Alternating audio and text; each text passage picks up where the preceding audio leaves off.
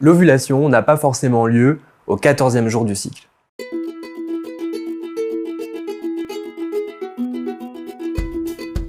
Comment savoir quand on ovule?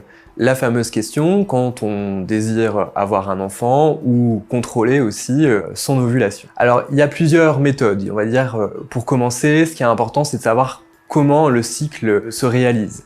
Il y a généralement le premier jour des règles qui marque le début du cycle et on peut dire qu'un cycle dure environ 28 jours. Alors cela dépend, chaque femme a un cycle différent. Il y a des cycles courts, des cycles plus ou moins longs et donc la moyenne en général c'est de dire que l'ovulation a lieu lors du 14e jour du cycle. Les cycles sont variables en fonction des femmes. Cette date d'ovulation peut être évaluée par diverses méthodes. Alors on a la méthode, on va dire, un peu vieillotte, qui est pas évidente, c'est de contrôler sa température. Alors c'est généralement lors du pic d'ovulation, on part, si on a une température normale à 36,7, on a lors du pic d'ovulation une température à peu près à 37 degrés.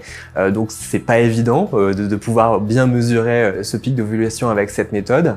Après, on a en fonction des femmes des signes secondaires, des signes on va dire physiques qui se manifestent. Alors ça peut être au niveau de la glaire cervicale, ça peut être aussi une sensation de chaleur et puis des phénomènes qui peuvent aussi se constater au niveau d'une tension mammaire. Alors après, on a différentes méthodes qui sont données grâce à des applications où ça nous permet justement de voir un peu quand est-ce que les règles peuvent apparaître ou alors par la même occasion savoir quand est-ce qu'aura lieu ce pic d'ovulation. Alors ces applications sont plus ou moins fiables en fonction de leur méthode.